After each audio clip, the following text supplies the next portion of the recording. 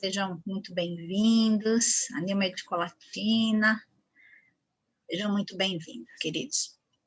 Bom, primeira coisa que eu vou conversar com vocês hoje, né, antes da gente estar falando, dando continuidade à questão da BNCC, é sobre a avaliação presencial. Então, desde que a gente entrou nessa situação, né, de pandemia, a gente teve que fazer algumas adaptações. Antes vocês faziam a chamada AP no polo, né?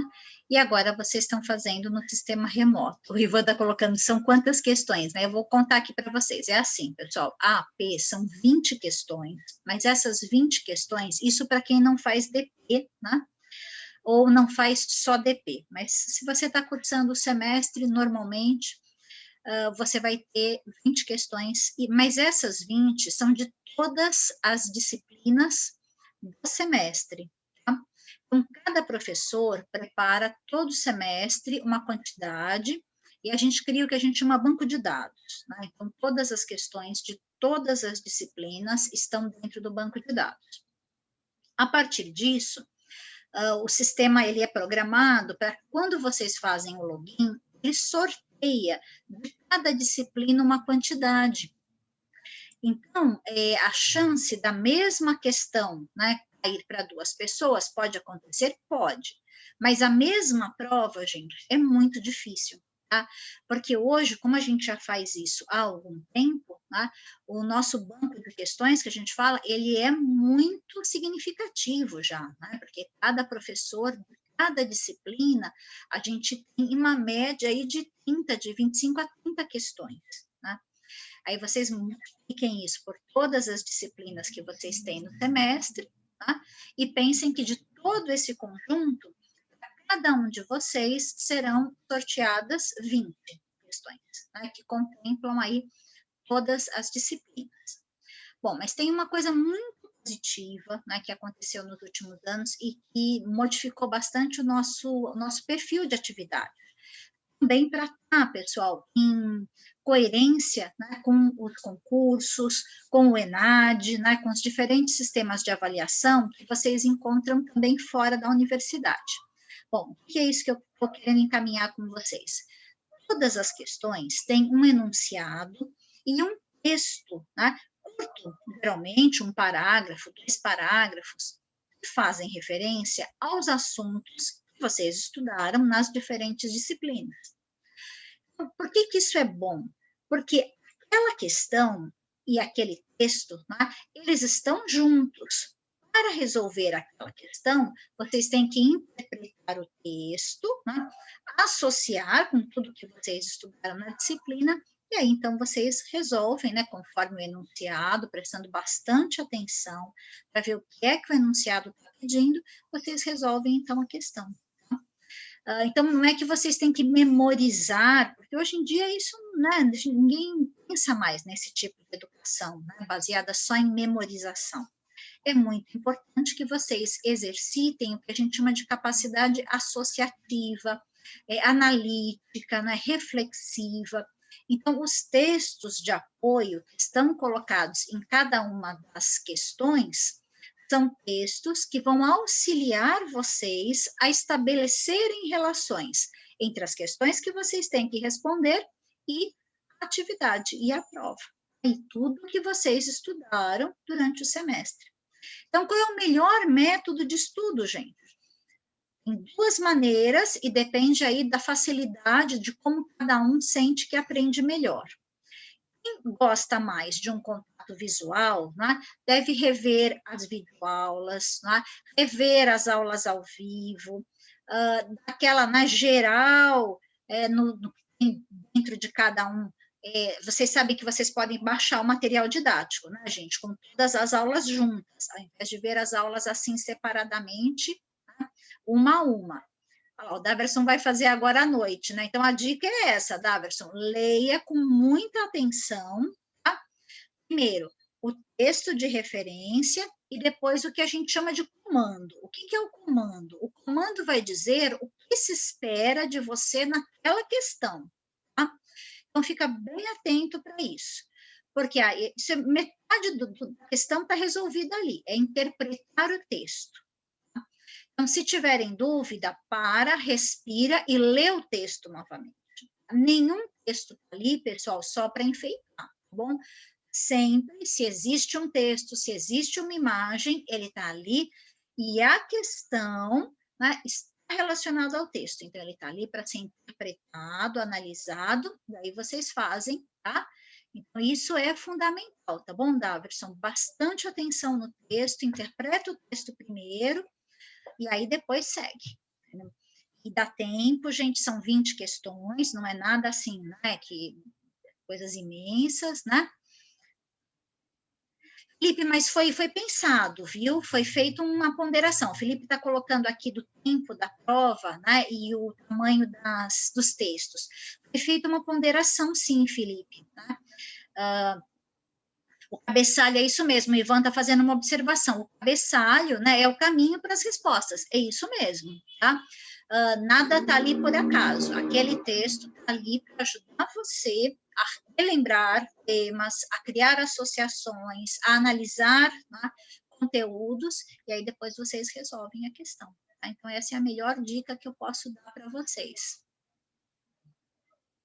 O tempo, assim, né, não dá para ficar brincando. Assim, sabe o que é, pessoal? É que tudo é pensado um tempo assim, para que vocês leiam, né, pelo menos 2 vezes cada enunciado, leiam as alternativas para verificarem qual é a alternativa correta, mas que vocês passem para outra questão. Por quê?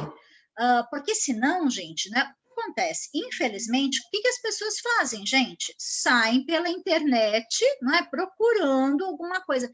E aí, às vezes, as pessoas perdem, né, um tempo grande tentando achar em outros lugares. A minha dica para vocês, assim, não vão buscar em outros lugares. As questões somos nós que criamos. Tá? Não são questões pegas em bancos que estejam na internet, nada disso. Tá? Nós, todo semestre, né, cada professor cria um tanto de questões. Tá? Então, o banco é um banco nosso, dos professores da Unip. As questões não estão por aí. Então, não percam tempo. Tá? Se concentrem e, claro, vocês podem ter sempre, né, em mente o nosso material didático. Né? É muito importante que vocês tenham um material didático de todas as disciplinas salvo. Então, a melhor maneira de estudar é passar os olhos no material didático, né, no dia, um dia antes, de aquela geral, quais são os principais temas, para você ter isso fresco na cabeça. Né? O Ivan está falando que revisa umas 3 vezes. É bom, Ivan, é bom sim dar aquela revisada, né?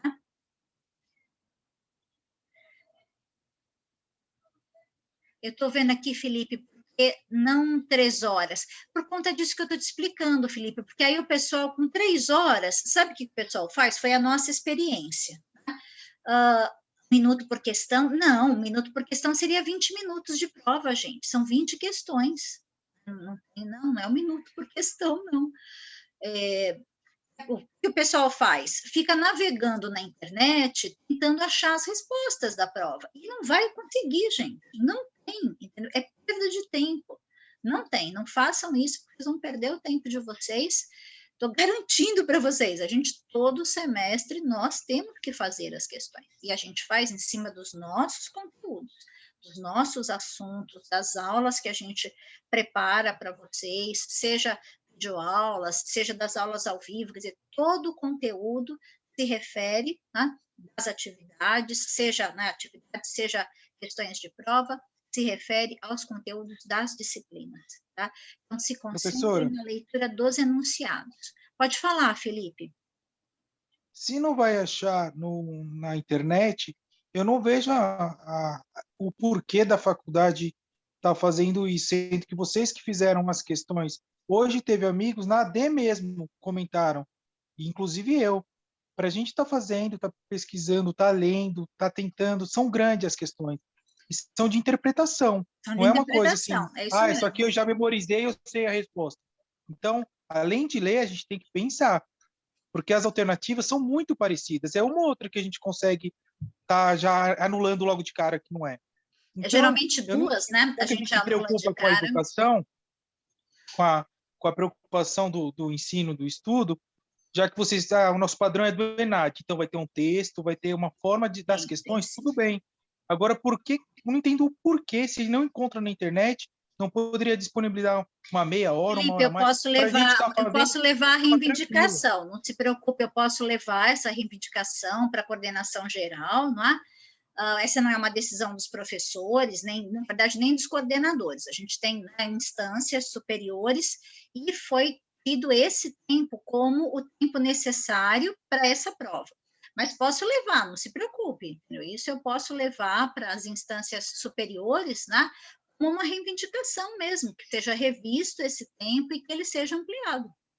Não há E problema. como a senhora está conversando com a gente sobre como que funciona a prova, então eu também resolvi colocar esse ponto de vista, porque num grupo que a gente tem, algumas pessoas comentaram, né, sobre que seria mais tranquilo para a gente fazer uma leitura mais calma e uma prova mais Não, calma. tudo bem. É Tem que gente que essa tem prova, ela não facilidade. é uma prova com consulta, gente. Vocês têm que lembrar isso, né? O que ela é, acaba que a gente sabe, é muito difícil dizer que ninguém vai, não é, enquanto estiver fazendo, tentar consultar, por exemplo, né, Mas material aí vai da didático, pessoa, né? uma coisa assim. Ainda mais quando está em casa.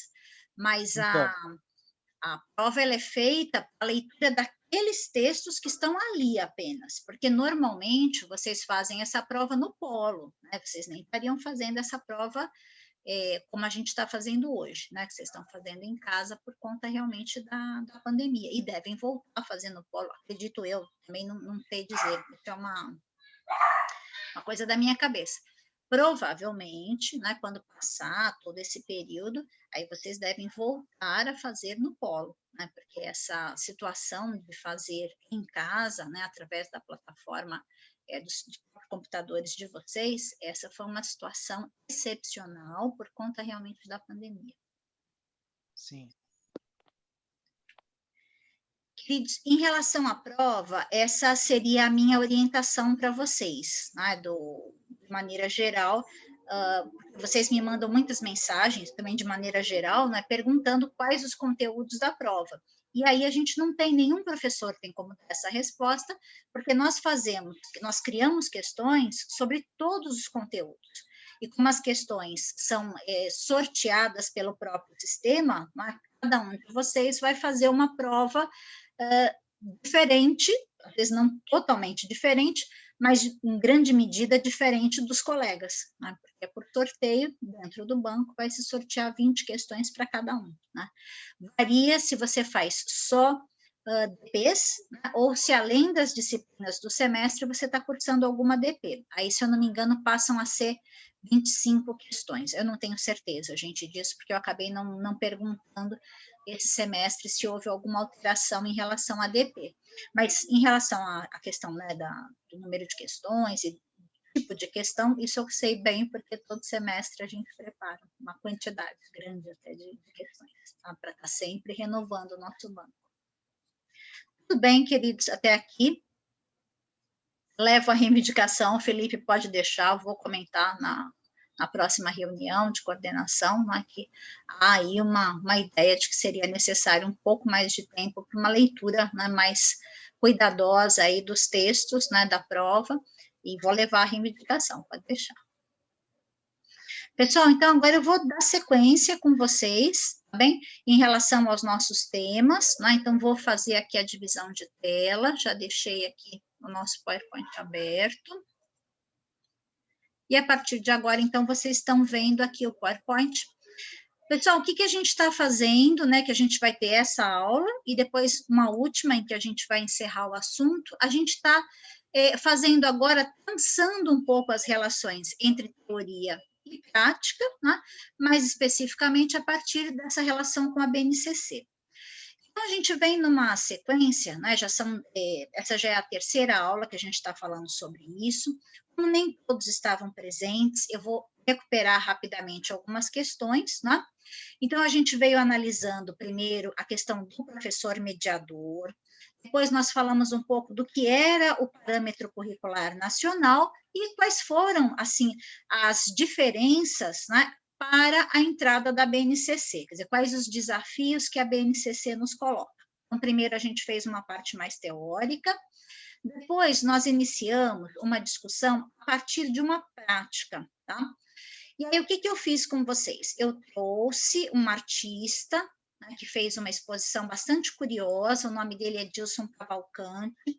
Em 2019, ele criou uma exposição que se chamavam as Mona Lisas Brasileiras, e nessa exposição ele fez um encontro entre duas temáticas. Primeiro, a comemoração de 500 anos do Leonardo da Vinci, e depois ele escolheu figuras femininas, né, mulheres que ele entendia, né, que eram mulheres representativas da história brasileira. E vejam o que ele criou, gente. Ele substitui o rosto original, né, da Mona Lisa, né, por estes rostos de mulheres brasileiras, né? E aí, o que nós fizemos? Primeiro eu fiz uma sensibilização, na primeira aula que a gente tratou sobre isso. Depois, pessoal, eu passei a ver com vocês a BNCC e o que ela nos coloca como habilidades a serem trabalhadas. E aí, na última aula que nós tivemos, a partir, né, de um pouco da discussão desse retrato, que é o retrato da Chica da Silva, a gente foi percebendo como todas essas habilidades podiam ser desenvolvidas através de propostas que problematizavam, desculpem aqui, a produção dessa obra. Por quê? Porque a gente foi percebendo que ele unia, primeiro, questões ligadas, quando a gente pensa um pouco mais na parte de reflexão conceitual, né, de análise, toda uma questão da valorização da obra de arte da Mona Lisa e a questão do reconhecimento da Chica da Silva. A gente falou bastante sobre isso na primeira aula. Depois, na aula seguinte, a gente falou mais de questões técnicas. Tá? Então, a gente foi vendo como o tipo de uso da tinta óleo, que é feito essa parte do corpo, tá? Foi a técnica do Leonardo, ela é uma maneira de usar a tinta óleo. A tinta óleo, né, tinha sido inventada há pouquíssimo tempo, uma maneira experimental ainda. Nós observamos o contraste entre esta forma de usar a tinta óleo e essa forma aqui no fundo, que vocês estão vendo que é abstrata, né? E que remete a uma outra referência. Gente, alguém aqui do grupo me diz qual é a referência? Qual é o artista americano, né, do pós-guerra, que vai trazer esse tipo de produção artística, em que a tinta é espirrada, né? Colocaram aqui no chat, vou aqui olhar. Se alguém... Deixa eu ver se ele me... Quero que ele me dê o chat. Ele não está abrindo para mim agora. Não consegui ver, queridos, o que vocês colocaram. Pollock. Pollock, obrigada, Daverson. Eu não sei o que foi que eu fiz aqui, mas ele não me deixou abrir o chat. Então, gente, vejam, a gente pode partir para falar de questões técnicas a partir dessa discussão. A gente pode falar a partir de questões de como diferentes... uma importância que é dada em diferentes contextos para a figura feminina. A gente pode falar de questões do corpo, a gente pode falar de questões de novas tecnologias, por exemplo, da introdução da fotografia, porque a gente tem uma mistura aqui, é uma colagem que mistura, não é, fotografia, depois tem referências à pintura a óleo com diferentes maneiras de compor. Bom, por que isso é... Só um minutinho, pessoal, que eu vou dar entrada aqui a colegas que estão chegando. Por que isso é importante para nós? Porque se a gente... agora me permitiu, aqui, vi agora, da versão que você tem colocado. Porque se a gente voltar aqui, pessoal, nas habilidades, a gente vai perceber que é isso que a BNCC nos coloca. Então, ela não está focando simplesmente nas questões técnicas, né? Mas ela pede, olha, que a gente crie situações de aprendizagem onde o aluno vai ter de pesquisar, apreciar, analisar, tá? Então, toda uma parte ligada, né, à percepção, imaginário, capacidade de simbolizar e de compreender esse repertório imagético. Deixa eu ver se agora ele me dá. Boa noite, agora ele me permitiu abrir. Boa noite, Jaquiele, seja bem-vinda. A gente está falando aqui, recuperando um pouco o que foram as aulas anteriores, para dar sequência aqui, pessoal. Então, olha, depois vamos observar aqui que ele fala da pesquisa e análise de diferentes estilos, olha, contextualizando no tempo e no espaço. Então, a gente falou de como eu poderia criar, né, toda uma sequência de atividades que estão interligadas, que é a nossa grande preocupação hoje. E a introdução da BNCC não traga de volta um tipo de abordagem na educação em que a gente volte àquela questão tecnicista. Hoje eu faço mosaico, amanhã eu faço tridimensional com argila, depois de amanhã eu vou para aquarela, depois de amanhã eu vou para outra atividade. Nós estamos hoje bastante preocupados de um retorno de um tipo de abordagem que nós considerávamos já superada, que é essa ideia mais tecnicista. Então, a gente tentou recuperar aqui em aula essa preocupação de mostrar como eu posso estar, olha, fazendo análise dos elementos da linguagem, eu posso estar experimentando, criando, tá? Colagem, quadrinhos, dobradura, mas ao mesmo tempo que eu estou fazendo isso, eu posso ter toda uma discussão. Se eu partir da ideia do professor como um mediador, e esse professor tendo em vista que ele constrói um projeto. E através desse projeto, ele vai criando sequências, né, que ele vai desenvolvendo, onde ele vai conscientemente escolhendo em cada etapa qual habilidade que ele está buscando desenvolver. Tá?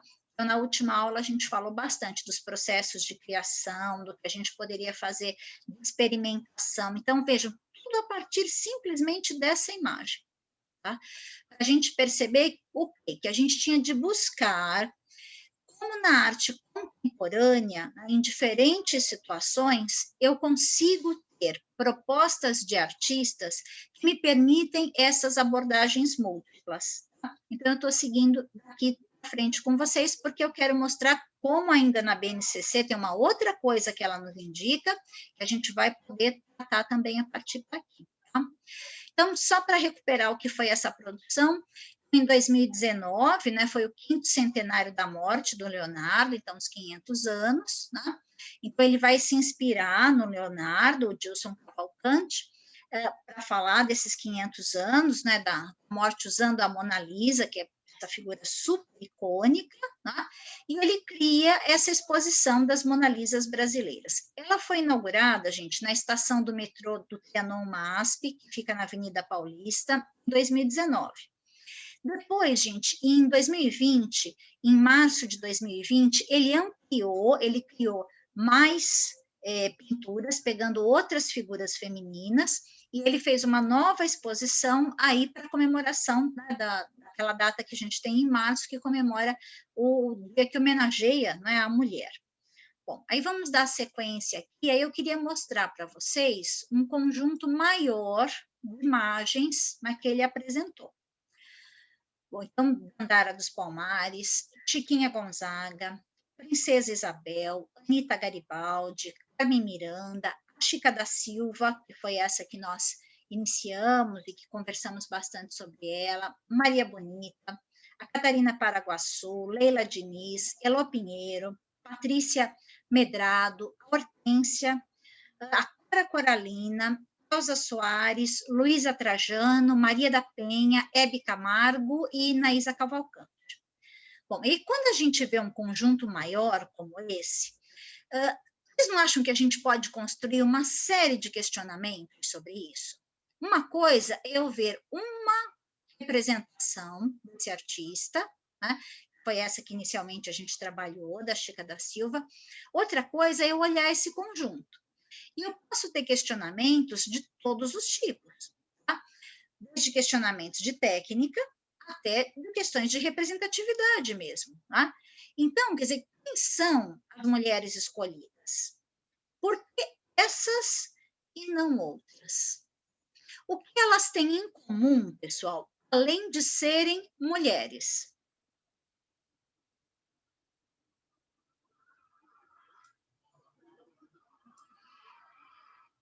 Arrisquem alguma coisa, queridos. O que elas têm em comum?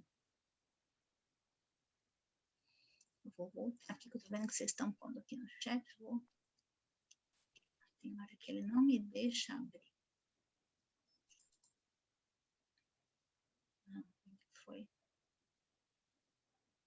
Desculpem, queridos, tem hora que ele não me obedece. Não consegui ver o que vocês colocaram, vou pedir para falarem. O que vocês acham que elas têm em comum?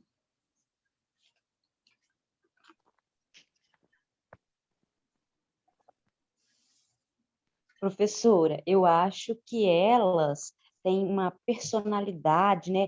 Deixaram um registro na história, pela sua personalidade. Perfeito, são todas mulheres conhecidas de alguma maneira, não é? Cujo nome tem uma participação na história. Como é que seria se, ao invés de colocar estas mulheres, né, que são mais conhecidas, ele tivesse escolhido, pessoal, trabalhar com figuras femininas anônimas? Né? O resultado seria diferente?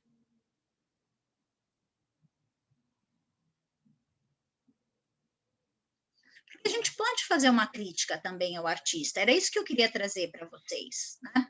Será que a representatividade, né, da Coralina e da Elza Soares, por exemplo, é a mesma da Hortência? Ou da Elô Pinheiro? Né? Como é que fica isso quando a gente coloca todas elas, né, sendo representadas da mesma maneira? Então, são discussões que a gente pode trazer.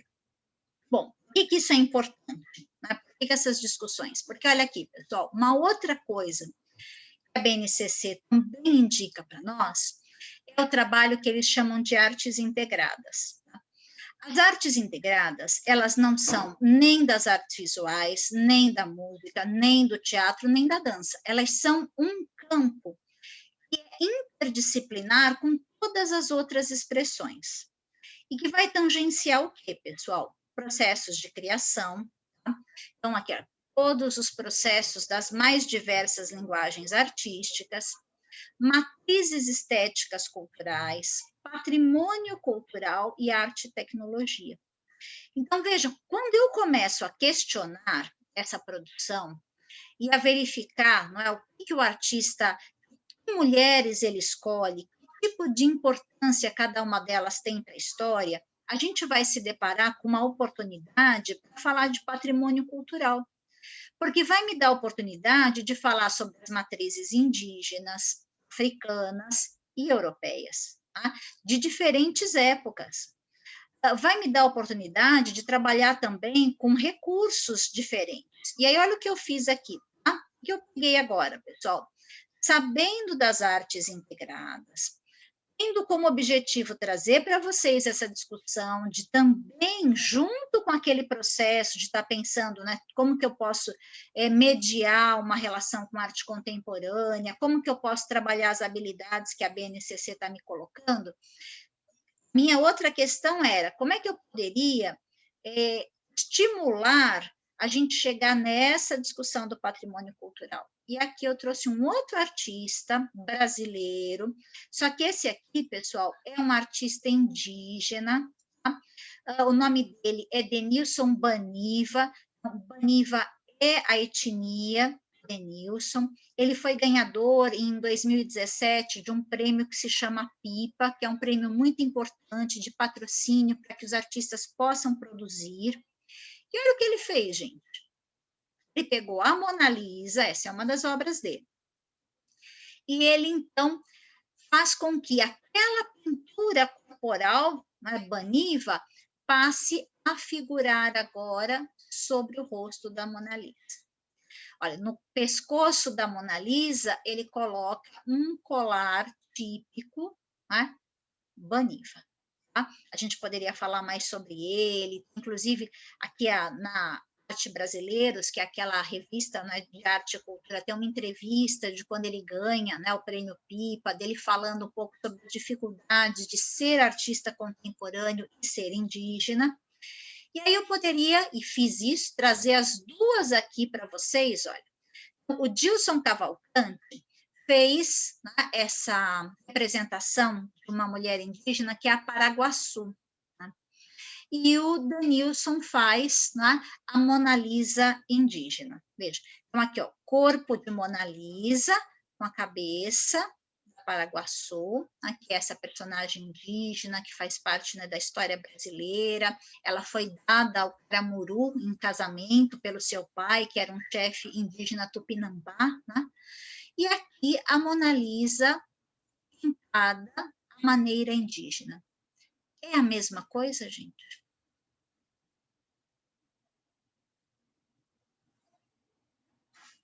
E agora? O que mudou?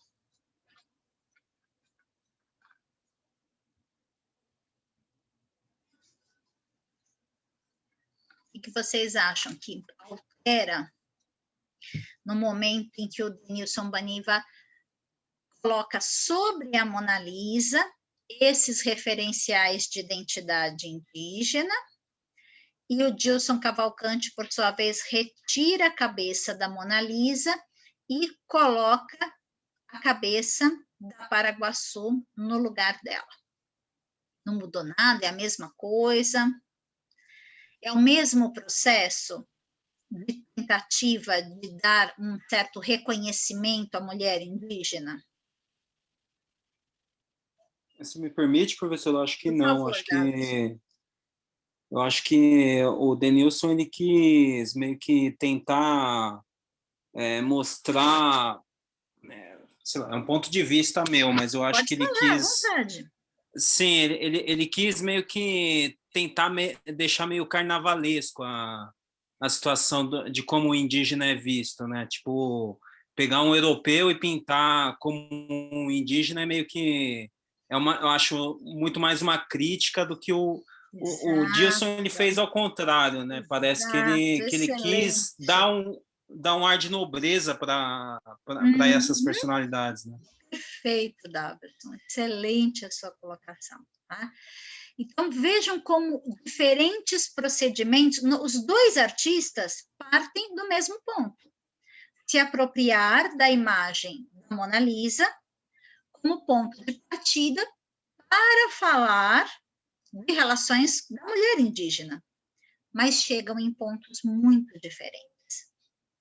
Vejam como isso poderia ser o ponto de partida, né, para a gente, olha, voltando aqui, né, trabalhar com essas habilidades de questão de patrimônio cultural, né, falar de patrimônio material e imaterial, né, falar das matrizes indígenas em confronto com as matrizes europeias, né, como a gente tende muito mais a valorizar, não é, aquilo que vem da arte europeia do que da própria arte indígena.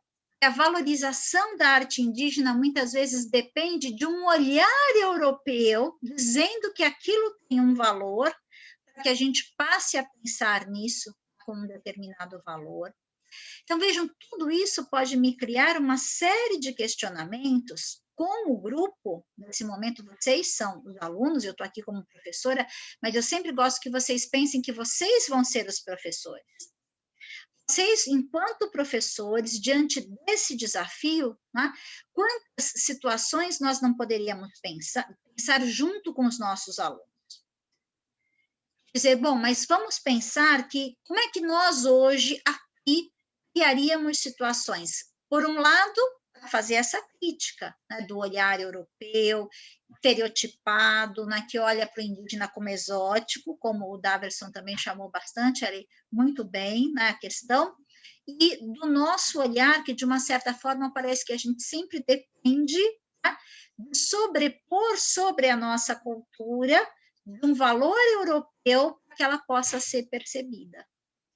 Então, vejam como de um conjunto de um artista, porque a arte contemporânea, né, ela permite isso. A arte contemporânea, ela nos coloca muitos desafios, desafios reflexivos que ajudam, né, a no momento que a gente vai montar as nossas aulas, a gente possa ver possibilidades, né, de criar situações que envolvam a reflexão, que envolvam criação, que envolvam análise da técnica, análise da linguagem e um desafio a mais, nós estamos entrando no último minuto aí, querido, né? Qual é esse desafio a mais, gente? De entrar também nessa discussão de patrimônio cultural, né? De matrizes estéticas e culturais. Tá? Então, queria trazer para vocês, semana que vem, desculpem, daqui 15 dias, né? A gente volta a se reunir, aí eu vou finalizar com vocês nessa discussão que a gente está fazendo. Lembra Cleópatra, né? O Denilson falou, lembra assim, colocaram aquela coisa na cabeça, né? Que lembra Cleópatra. Tudo bem, pessoal? Então, a gente vai retomar daqui 15 dias para dar sequência e finalizar, né, essa discussão sobre o que a BNCC está nos trazendo. A arte contemporânea como um grande desafio é um dos últimos temas aí da nossa sala de aula, né? E a gente vai falar um pouco, então, BNCC, arte